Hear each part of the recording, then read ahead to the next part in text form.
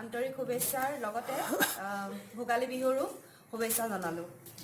আজিৰ সভাত উপস্থিত আমাৰ কামপুৰ দক্ষিণ কামপুৰ হাইস্কুলৰ প্ৰধান শিক্ষক ডাঙৰীয়া, কামপুৰ FRUৰ ডক্টৰ শৰ্মা ডাঙৰীয়া, কামপুৰ থানাৰ ভাৰপ্ৰাপ্ত বিষয়া গিয়াছুদ্দিন ডাঙৰীয়া, কামপুৰ ফায়াৰ আৰু ইমাৰ্জেঞ্চি ছাৰ্ভিচৰ ভাৰপ্ৰাপ্ত বিষয়া